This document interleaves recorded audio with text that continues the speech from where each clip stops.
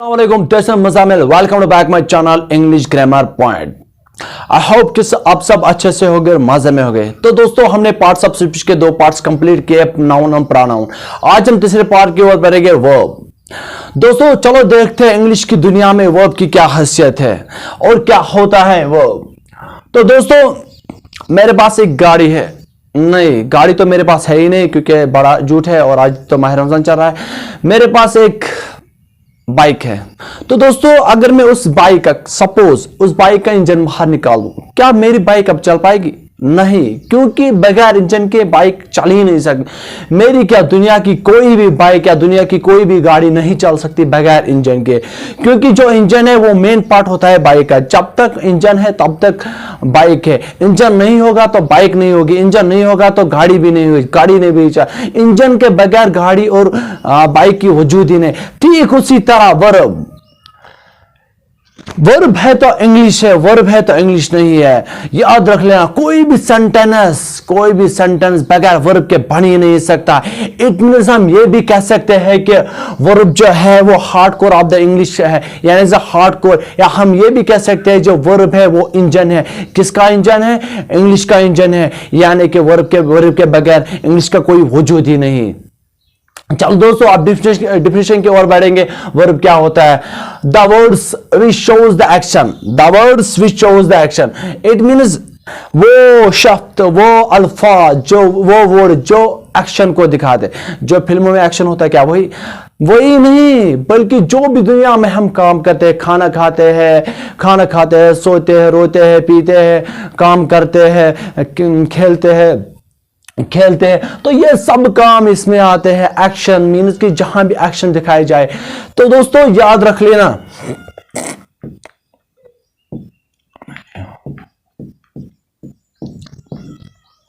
जहां भी एनर्जी लगती है तो उसको कहते हैं काइनेटिक एनर्जी। काइनेटिक एनर्जी, जहां भी एनर्जी, मैं बोलता हूं, मेरे बोलने में एनर्जी लगती है, मैं लिखता हूं, मेरे लिखने में एनर्जी लगती है। तो दोस्तों, आप कोई काम कर रहे हो तो एनर्जी लगती है, टीचर पढ़ा रहा है तो एनर्जी लगती है। तो दोस्तों उसको कहते हैं काइनेटिक एनर्जी। जहां भी काइनेटिक एनर्जी लगती है तो वहां वो कहना कि वो वर्ब है। तो दोस्तों अब क्या होता है? Potential energy. फॉर एग्जांपल मैं ऐसे बोल रहा, मैं कोई मुझे कॉल करेगा, वेयर आर यू, मैं बोल दूंगा कि मैं I sat on the chair, मैं चेयर पे बैठा, I sat on the table, मैं टेबल पे बैठा हूं। कोई इट मींस दैट कि मैं इस वक्त कोई मूवमेंट नहीं कर रहा हूं, मैं बैठा हूं, मेरी पोटेंशियल एनर्जी, ये जो मैं बैठ रहा हूं ये मेरी पोटेंशियल एनर्जी है। तो दोस्तों अब आपको समझ आया होगा कि एक्शन क्या होता है। ये मत समझना जहां खाली एनर्जी लगती है, बल्कि जहां इंसान मींस के जहां इंसान की एनर्जी मौजूद स्टेट एक ही जगह मौजूद हो, मींस जैसे कि पोटेंशियल एनर्जी की बात कर, याद रख लेना। तो याद रखना, एक्शन का मतलब है, हम ये भी कह सकते हैं वर्ब में दोनों भी आ सकते हैं, काइनेटिक एनर्जी और पोटेंशियल एनर्जी दोनों आ सकते हैं। तो दोस्तों चलो आगे बढ़ते हैं। और स्टेट ऑफ बीइंग, सर आपने बताया कि जहां एक्शन होता है वही वर्ब होते, लेकिन सर ये क्या है स्टेट ऑफ बीइंग? चलो ये भी समझाता हूं। जहां भी होने को, किसी के होने को दिखा रहा है, फॉर एग्जाम्पल या किसी के एग्जिस्टेंस को बता रहा है। जहां भी ये अल्फाज होंगे, है, था, जहां ये अल्फाज होंगे तो समझ लेना वहां स्टेट ऑफ बीइंग लगता है। स्टेट ऑफ बीइंग किन वर्ब से हम दिखाते हैं? कुछ वर्ब्स है जिनसे हम स्टेट ऑफ बीइंग दिखाते हैं। वो वर्ब्स ये है, is, am, are, have, has, been. Sir आपने ये लिखा और नीचे क्या लिखा? ये कुछ नहीं, जो मैंने नीचे लिखा है ये इनका पास्ट है और कुछ नहीं। ये प्रेजेंट में लगता है और ये पास्ट में लगता है और कुछ नहीं है। तो दोस्तों एग्जाम्पल के साथ बढ़ते हैं। स्टेट ऑफ बीइंग क्या होता है? फॉर एग्जाम्पल मैं कहूंगा I am a teacher, I am a teacher, मैं एक टीचर हूं। तो दोस्तों क्या लगा? आई एम ए टीचर, यहां एम लगा, मैं टीचर हूं तो हूं आया, इट मींस ये स्टेट ऑफ बीइंग है। इसी तरह में he is a teacher, वो टीचर है, या वो टीचर है, he is a teacher, वो एक टीचर है। इट मीन्स वो he is a teacher, वो टीचर है भी आए, वही भी स्टेट ऑफ बीइंग है। आगे दो इस तरह आर, मैं किसी को कहूंगा यू आर अ सीनियर, आप एक सीनियर हो। तो दोस्तों यू आर ए सीनियर, आप एक सीनियर हो, तो यहां हो का लफ्ज भी आता है। तो याद रख लें, हूं, है, हो, था, ये अल्फाज जब आएंगे तो याद रख लें स्टेट ऑफ बीइंग कहलाता है। और स्टेट ऑफ बीइंग किन वर्ब से होता है? किन वर्ब से आता है? Is, am, are, have, has been. तो दोस्तों यही है स्टेट ऑफ बीइंग, इन्हीं से होता है। फॉर एग्जाम्पल अब हम हैव की बात करेंगे। मैं कहूंगा आई हैव अ पेन, मेरे पास एक पेन है। आई हैव अ पेन, मेरे पास एक पेन है। का लफ्ज आया नहीं? है का लफ्ज आया नहीं? बिल्कुल आया है। इसी तरह हैज ही और शी के साथ लगता है, ही और शी के साथ लगता है, समझ लेना। तो बीन कहां आता है? बीन जब मैं आपको टेंस पढ़ाऊंगा तो वहां मैं बीन के यूजेस आपको बताऊंगा। तो दोस्तों घबराने की कोई बात है। अब यहां क्या आ रहा है? Was, were, had. मैंने अभी कहा था I am a teacher, I am a teacher, मैं टीचर हूं। अब मैं यही बात 15 साल 10 साल के बाद दोहराऊंगा। मैं कहूंगा मैं उस समय टीचर था। मैं क्या कहूंगा? I was a teacher. से वही बात, आई एम टीचर, मैं इस वक्त टीचर हूं। जब मैं 10 साल बाद यही बात करूंगा, मैं उस वक्त teacher, I was a teacher. कोई इट मीन्स मैंने क्या लिखा? मैं पास की बात की। इसी तरह वायर, हैड, हैव और हैज का हैड बनता है और आर का वायर बनता है। तो दोस्तों ये रहा थोड़ा हमारा कंसेप्ट वर्ब के। दोस्तों वर्ब के अब 2 किस्में हैं, हेल्पिंग वर्ब और एक्शन वर्ब। क्या होता है हेल्पिंग वर्ब, एक्शन वर्ब? दोस्तों मैं आपको ऐसे समझाऊंगा। एक जहाज है, जहाज को उड़ाने के लिए एक बड़ा सा इंजन लगता है, लेकिन जहाज के जो 2 पंखड़ियां होते हैं राइट एंड लेफ्ट साइड में, लेकिन उसके लिए भी इंजन लगते हैं, इसके लिए भी इंजन लगते हैं, छोटे छोटे इंजन लगते हैं। मेन काम किसका होता है? जहाज उड़ाने का। जो बड़ा इंजन होता है ये उसको हेल्प करते, मदद करते, उसको कहते हैं हेल्प, उसको कहते हैं हेल्पिंग वर्ब। इसी तरह यहां भी ऐसा ही होता है। जो मेन काम किसका होता है? एक्शन वर्ब का। सबसे जो मेनली काम करता है वो करता है एक्शन और मेन वर्ब का। कभी कभार ऐसा होता है कि वर्ब तो काम कर रहा है लेकिन उसको मदद की जरूरत पड़ती है। वो मदद कौन देता है? वो देता है ये हेल्पिंग वर्ब। लेकिन कभी कभार ऐसा होता है कि हेल्पिंग वर्ब अपने आप भी कुछ सेंटेंस बनाते, छोटे मोटे सेंटेंस भी बनाते हैं, खुद भी बनाते हैं, लेकिन मेन काम किसका होता है? एक्शन वर्ब का। तो हेल्पिंग वर्ब कौन कौन से हैं? हेल्पिंग वर्ब 2 किस्म के होते हैं। एक होता है ऑक्सिलरी वर्ब और दूसरा होता है मॉडल वर्ब्स। ऑक्सिलरी वर्ब कौन कौन से है? जैसे मैंने आपको पहले भी बताया, is, am, are, been, was, were, have, has, had. मैंने आपको पहले भी इसके यूजेस कुछ बताए। तो दोस्तों इसी तरह हेल्पिंग वर्ब के दूसरा किस्म है modal verbs, may, might, can, could, should. तो दोस्तों जब मैं मॉडल आपको पढ़ाऊंगा, मॉडल वर्ब्स पढ़ाऊंगा, तो वहां मैं आपको पूरे अच्छी तरह से समझाऊंगा मॉडल्स क्या होते हैं। तो दोस्तों अभी आपको पास इतना याद रखना है हेल्पिंग वर्ब कौन कौन से। हेल्पिंग वर्ब 2 किस्म के होते हैं, ऑक्सिलरी वर्ब्स होते हैं और मॉडल वर्ब्स होते हैं। तो बढ़ते एक्शन वर्ब की ओर, जिसको कहते हैं मेन वर्ब, ये भी 2 किस्म के होते हैं, ट्रांजिटिव वर्ब और इंट्रांजिटिव वर्ब। तो दोस्तों क्या होता है ट्रांजिटिव वर्ब और इंट्रांजिटिव वर्ब? तो दोस्तों मैं आपको ऐसे समझाऊंगा। जब हम सेंटेंस बनाते हैं उसमें 3 चीजें लगती हैं। सब्जेक्ट की जरूरत पड़ती है, सब्जेक्ट की जरूरत पड़ती है, वर्ब की जरूरत पड़ती है, ऑब्जेक्ट। सर सब्जेक्ट क्या होता है, वर्ब क्या होता है, ऑब्जेक्ट क्या होता है? मैंने आपको पहले ही बताया। अगर किसी ने अभी तक वो वीडियो नहीं देखे, पिछले मेरे वीडियो, तो वो जाके पहले वीडियो देख सकते। सब्जेक्ट फिर भी में सब्जेक्ट वो होता है जो काम कर रहा है, और ऑब्जेक्ट वो होता है जिस पर काम किया जाए। वर्ब पर क्या होता है? ये काम होता है, कौन सा काम कर रहा है। तो दोस्तों चलो देखते हैं ट्रांजिटिव वर्ब जो है वो क्या होता है। ट्रांजिटिव वर्ब यानी कि वर्ब के बाद ऑब्जेक्ट की जरूरत पड़ती है, यानी कि ट्रांजिटिव वर्ब्स वो वर्ब्स होते हैं जिनको ऑब्जेक्ट की जरूरत पड़ती है। यानी कि अगर ऑब्जेक्ट ना होगा तो सेंटेंस कंप्लीट नहीं होगा। इट मीन्स कि ये जो ट्रांजिटिव वर्ब्स है इसको जरूरी ऑब्जेक्ट की जरूरत पड़ती है। For example he is playing cricket, अगर मैं कहूंगा ही इज प्लेइंग, फॉर इतना ही सेंटेंस में बना, ही क्या होता है? हमारा सब्जेक्ट। प्लेइंग क्या होता है? वर्ब होता है। अगर मैं यही कहूंगा ही इज प्लेइंग, वो खेल रहा है, कोई मुझे कह रहा है कि वो क्या कर, मैं कहूँ ही इज प्लेइंग, लेकिन उसको पता ही नहीं ये क्रिकेट खेल रहा है, वॉलीबॉल खेल रहा है, टेनिस खेल रहा है, कोई या कुछ और खेल रहा है। तो क्या होता है? सेंटेंस कंप्लीट नहीं होता है। यहां ही इज प्लेइंग, वो खेल रहा है लेकिन उसको पता ही नहीं। तब ऑब्जेक्ट की जरूरत पड़ती है। क्या खेल रहा है? He is playing cricket. It means कि वो क्रिकेट खेल रहा है, जो क्रिकेट है हमारा ऑब्जेक्ट है। तो यहां क्या यहां क्या पता चला, यहां ये पता चला कि ऑब्जेक्ट की जरूरत पड़ती है। तो दूसरे सेंटेंस की ओर बढ़ते हैं। Suhel send the message, Suhel ने मैसेज सेंड किया। कोई मुझे पूछ रहा है कि सुहेल ने मैसेज सेंड की, सुहेल ने मैसेज सेंड की उसको, तो मैं बोला Suhel send the message, Suhel ने मैसेज सेंड कर दी, भेज दी, लेकिन किसको, पता ही नहीं किसको। तो दोस्तों ये सेंटेंस इनकम्प्लीट है जब तक मैं उसके साथ, जब तक मैं इस सेंटेंस के साथ ऑब्जेक्ट ना लगा दूं। तो दोस्तों क्या होता है, टू हिम, जब मैंने हिम लगाया ये क्या बनता है, ऑब्जेक्ट, और सुहेल क्या है, सब्जेक्ट, ये क्या है, सेंड क्या है, वर्ब। तो दोस्तों अब हमें क्या पता लगा, ट्रांजिटिव वर्ब्स वो वर्ब्स होते हैं जिनको ये तीनों की जरूरत पड़ती है, सब्जेक्ट, वर्ब और ऑब्जेक्ट, यानी वर्ब के बाद ऑब्जेक्ट की जरूरत पड़ती है। अगर ऑब्जेक्ट ना होगा तो ट्रांजिटिव वर्ब नहीं रहेगा, ठीक है। अब क्या होता है इंट्रांजिटिव वर्ब, इंट्रांजिटिव वर्ब वो होते हैं जो कंप्लीट होते हैं, जो कंप्लीट होते हैं विदाउट ऑब्जेक्ट, जिनको ऑब्जेक्ट की जरूरत ही नहीं पड़ती है, वो अपने आप कंप्लीट होते हैं, खाली सब्जेक्ट और वर्ब की जरूरत पड़ती है, यानी कि ऑब्जेक्ट हटाते हैं, खाली क्या लगता है, सब्जेक्ट और वर्ब की जरूरत पड़ती है। तो दोस्तों चलो एग्जांपल के साथ बढ़ते हैं। दे जंप्ड, कोई मुझे बोलेगा कि उन्होंने जंप मारा, मैं बोल दूंगा दे जंप्ड, वो कूद गए, सेंटेंस क्लियर हो गया ना, कंप्लीट। तो इसको ऑब्जेक्ट की जरूरत नहीं पड़ती, ये क्या हुआ, दे क्या है, सब्जेक्ट, जंप्ड क्या है, और वो, इसको ऑब्जेक्ट की जरूरत नहीं पड़ती। इसी तरह कोई मुझे बोलेगा चोर कहां गया, मैं कहूं द थीफ रन अवे, चोर भाग गया, सेंटेंस कंप्लीट हो गया, ऑब्जेक्ट की जरूरत नहीं पड़ती पड़ी।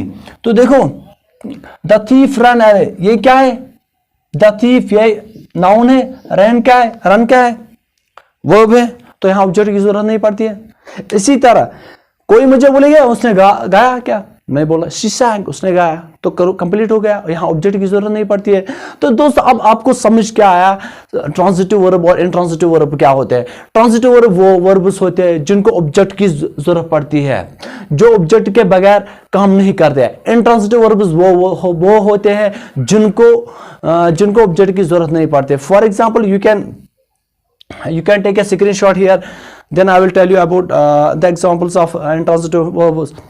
तो दोस्तों देखो यहां इंट्रांजिटिव वर्ब जो है इनको ऑब्जेक्ट की जरूरत है। दे जंप्ड, ही डायड, वो मर गया, दे अराइव्ड, वो पहुंच गए, ये भी कंप्लीट हो गए। She sang, they run away, the thief run away.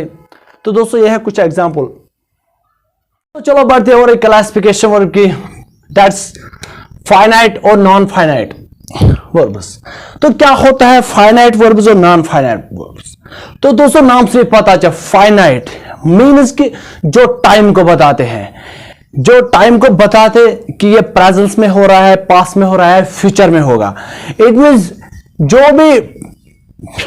जो भी टेंसेस के रूल लगते हैं वो फाइनाइट में आते हैं, जैसे कि प्रेजेंस का रूल लगता है, पास्ट का रूल लगता है, फ्यूचर का रूल लगता है, ये तीनों के तीनों रूल इसमें आते हैं। तो दोस्तों याद रख लेना, जो भी टेंस हम आगे पढ़ने वाले हैं तो याद रख लें वो सब फाइनाइट वर्ब्स है, क्योंकि वो टाइम को डिनोट करते हैं। उससे पता चलता है कि काम किस वक्त में हो रहा है, अभी हो रहा है या चल रहा है या आगे होने वाला है, तो वो इनको कहते हैं फाइनाइट वर्ब्स। यानी कि टेंस का जो भी पोर्शन, टेंस का या प्रेजेंट, पास्ट और फ्यूचर तीनों इसमें आते हैं। तो नॉन फाइनाइट वर्ब्स उनको कहते हैं, नॉन फाइनाइट वर्ब्स उनको कहते हैं जो टाइम को डिनोट नहीं करते, जो टाइम को नहीं बताते हैं। फॉर एग्जाम्पल टाइम, इसके भी तीन टाइप्स है नॉन फाइनाइट के, इनफाइनाइट वर्ब्स, पार्टिसिपल, जेरंड। तो इनफाइनाइट वर्ब्स किनको कहते हैं, इनफाइनाइट वर्ब्स उनको कहते हैं जो कि जिनके साथ टू प्लस वर्ब की फर्स्ट फॉर्म लगती है। तो क्या होता है, आई वॉन्ट टू गो, तो यहां क्या दिखाई देता है, आई वॉन्ट, जो वॉन्ट है छोड़ो, पहले ये भी वर्ब है, गो है, ये भी वर्ब है, ये दोनों के दोनों मेन वर्ब है। सर आपने बताया पहले कि पिछले वीडियो में दो वर्ब्स, दो मेन वर्ब्स कभी सेंटेंस में आ ही नहीं सकता, लेकिन दोस्तों याद रख लेना, जब भी टू आएगा तो याद रख लेना वहां दो वर्ब्स जरूर होंगे। जैसे कि टू से पहले एक मेन वर्ब आता है, टू के बाद एक मेन वर्ब आता है। I want to go, I want to go, मुझे वहां जाना है, मैं चाहता हूं कि मैं वहां जाऊं, लेकिन कब जाऊं, टाइम तो डिनोट नहीं किया है, इसीलिए ये इनफाइनाइट कहलाता है। इसी तरह आई ग्लैड टू सी यू, मुझे खुशी होगी कि आपको कहने में, आई ग्लैड टू सी यू, मुझे खुशी होगी आपको कहने में। इट मींस यहां भी आपको यहां भी पता चला कि यहां भी टाइम को मुकर्रर नहीं किया गया, तो इसको कहते हैं इनफाइनाइट वर्ब। तो याद रख लेना, दो मेन वर्ब कभी भी सेंटेंस में नहीं आते, लेकिन जब टू होगा तो याद रखना तब दो मेन वर्ब आ सकते हैं। देखो यहां भी ग्लैड क्या है मेन वर्ब, से क्या है मेन वर्ब, तो यहां दो वर्ब्स है लेकिन इन दोनों के बीच में टू आता है, तो याद रख लेना दो मेन वर्ब सेंटेंस में पॉसिबल नहीं है तब तक जब तक टू ना होगा। तो ये कांसेप्ट आपको क्लियर हो गया होगा। इनफाइनाइट किसको कहते हैं? तो दोस्तों चलो दूसरे पार्ट की ओर जाते हैं। पार्टिसिपल किनको कहते हैं? जिसमें वर्ब की थर्ड फॉर्म होती है। दोस्तों मैंने बताया वर्ब के चार फॉर्म्स होते हैं, first form, second form, third form, fourth form. For example verb की first form, second form, third form, fourth form. Play की बात करो, प्ले की चार फॉर्म्स है, play, played, played, playing, watch, watched, watched, watching. तो दोस्तों इसी तरह बहुत सारे वर्ब्स हैं जिनके चार फॉर्म्स है। दोस्तों वर्ब्स के चार फॉर्म्स होते हैं, जो चौथा होता है उसका इंग होता है, आईएनजी मेनली इंग होता है। तो दोस्तों इसी तरह यहां थर्ड फॉर्म लगती है, जैसे कि ब्रोकन विंडो, टूटी हुई खिड़की, ब्रोकन। ये क्या वो क्या है? ब्रोकन क्या है? Third form of verb. इसके भी तीन फॉर्म्स है, ब्रेक, ब्रोक, ब्रोकन। चार फॉर्म्स इसके हैं। एक तो है ब्रेक, दूसरा होता है ब्रोक, तीसरा होता है ब्रोकन, चौथा होता है ब्रेकिंग। तो दोस्तों यहां थर्ड फॉर्म लगती है ब्रोकन विंडो, यानी कि टूटी हुई खिड़की। इसी तरह पैंटेड डोर होता है, पैंटेड डोर, ये भी third form, painting third form है। ड्रंकमैन, तो यहां भी थर्ड फॉर्म लगती है। ड्रंक जो है वो थर्ड फॉर्म। या मैं ये कहूंगा आई सॉ अ ड्रंकमैन, मैंने एक ड्रंकमैन को देखा, तो यहां भी थर्ड फॉर्म लगती है। तो दोस्तों यहां भी पता चला कि यहां भी टाइम को मुकर्रर नहीं किया गया है, तो दोस्तों ये भी नॉन फाइनाइट में आता है। जरन किसको कहते हैं? जरन याद रख लें, जहां इंग होगा, इंग फॉर्म, आईएनजी, जो भी फॉर एग्जाम्पल प्लेइंग होगा, वॉचिंग होगा, स्विमिंग होगी, डांसिंग होगी, जहां आईएनजी लगती है। लेकिन याद रखना दोस्तों टेंसेस की बात करते हैं वहां भी आईएनजी लगता है, जैसे कि कंटिन्यूअस में आईएनजी, लेकिन वहां टाइम को डिनोट करता है, लेकिन यहां टाइम को डिनोट नहीं करता। जहां टाइम अगर आईएनजी आएगा, अगर फोर्थ फॉर्म वर्ब आएगी, वहां टाइम को डिनोट करेगा, तो याद रख लेना वो नॉन फाइट में नहीं आता। For example I am playing cricket, मैं क्रिकेट खेल, यहां भी आई एम प्लेइंग आईएनजी का आता है, फोर्थ फॉर्म ऑफ वो बात। लेकिन आई एम प्लेइंग, मैं क्रिकेट खेल रहा हूं, मैं टाइम को डिनोट कर रहा हूं। इस टाइम आई वाज प्लेइंग, मैं क्रिकेट खेल रहा था। इट मीन्स कि वो भी टाइम डिनोट करता है, लेकिन याद रखना जब टाइम को डिनोट नहीं करता फिर आईएनजी फॉर्म आएगी, फिर फोर्थ फॉर्म ऑफ वर्ब आएंगे, तो याद रख लेना वो जरन कहलाता है, यानी से नॉन फाइनाइट वर्ब कहलाता है। For example I like watching TV, मैं टीवी देखना पसंद करता हूँ। आई लाइक वाचिंग टीवी, मैं टीवी देखना पसंद करता हूँ। कब देखता हूँ? टाइम को डिनोट नहीं किया गया है ना, तो इसको कहते हैं जरन। अगर टाइम को यहां डिनोट किया गया तो समझ लेना कि ये फाइनाइट में आएगा। इसी तरह द लाफिंग चाइल्ड, हंसता हुआ बच्चा, इट मीन्स यहां टाइम डिनोट नहीं करता। हंसता हुआ बच्चा कब है, आज है, कल है, परसों है, कब है, ये पता ही नहीं है। स्विमिंग इज गुड, तैरना अच्छी बात है, लेकिन यहां टाइम को डिनोट नहीं करता है। यहाँ जो स्विमिंग आए ये जरंड है, यहाँ जो लाफिंग आए ये भी जरंड है, यहाँ जो वॉचिंग आए ये भी जरंड है। तो दोस्तों he is very bad at dancing, वो बहुत बुरी है, डांस करने में बहुत बुरी है, यानी जो वो अच्छी डांस नहीं करती, लेकिन कब करती है ये पता ही नहीं। कल किया उसने, आज किया, या कब करने वाली हमें ये पता है कि वो बैड है, वो अच्छी डांस नहीं करती है, अच्छी डांस है, इट मींस ये भी नॉन फाइनाइट में आता है। तो दोस्तों याद रख लेना जब भी फोर्थ फॉर्म आएगी, यानी वर्ब की फोर्थ फॉर्म इंग फॉर्म आएंगे, जैसे प्लेइंग, वॉचिंग, रनिंग,